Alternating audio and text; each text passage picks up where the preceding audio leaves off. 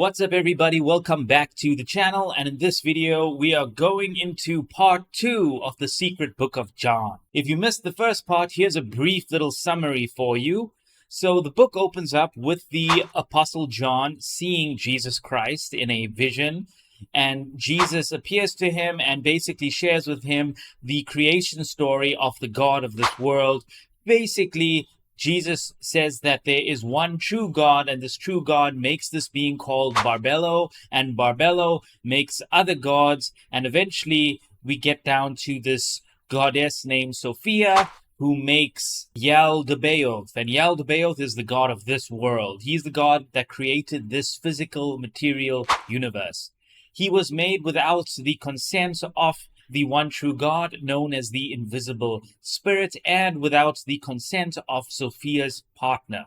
And the result of this is that Yaldabaoth thinks that he's God, and he says things like, "I am the Lord and there is no other," and "I am a jealous God." However, he also lives in ignorance, as the text says. Until one day, the invisible spirit shows himself in human form and appears in this realm, and Yaldabaoth stands and looks at him in awe because he cannot believe it. He is now standing in the presence of the one true God. So what this video is going to be about, it's going to be about everything that happens after that in the secret book of John. So, after Yaldabaoth stares at the invisible spirit in awe, he gathers his minions and says, "Come on, guys, let's create a being that looks like this God." And then he creates a human. The first human, and this first human is Adam. However, Adam was lifeless, and Yaldabaoth couldn't figure out why. And whilst this was happening, Sophia, Yaldabaoth's mother, was grieving because she has been weakened, for Yaldabaoth had taken some of her power, and she wanted her power back. So she sent a prayer to the invisible spirit for help to get her power back. And I don't know, maybe the invisible spirit was in a good mood, but he sends 5 luminaries, you can think of them as angels, down to this realm to talk to Yaldabaoth. But not just talk to him, to trick him. They basically told Yaldabaoth, "Hey, why don't you breathe your spirit into this man Adam, and he will come alive."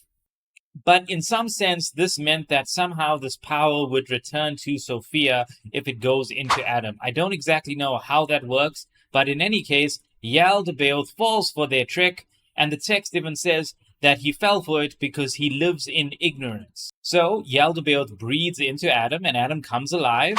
But then Yaldabaoth gets jealous because now Adam is smarter than he is. Adam can reason, he can think, he can question things. And Yaldabaoth, he doesn't like that, so he takes Adam and he chucks him into the lowest part of the material realm.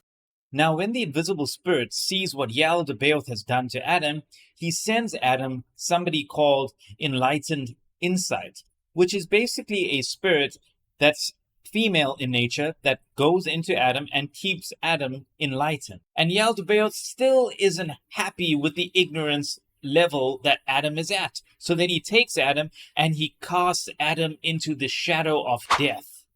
And thus Adam was the first being to descend in levels, because by Adam being in the shadow of death, it made him mortal.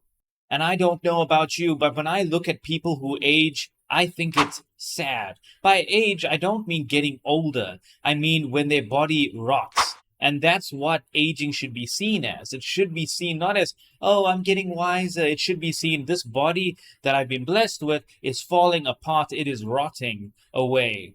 It's just that time causes this, and people are okay with it. But the secret book of John says that this aging or this mortality comes from Yaldabaoth's jealousy of Adam.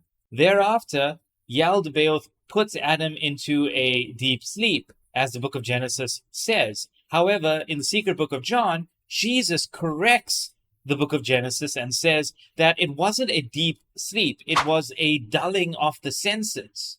And then Jesus makes an audacious claim.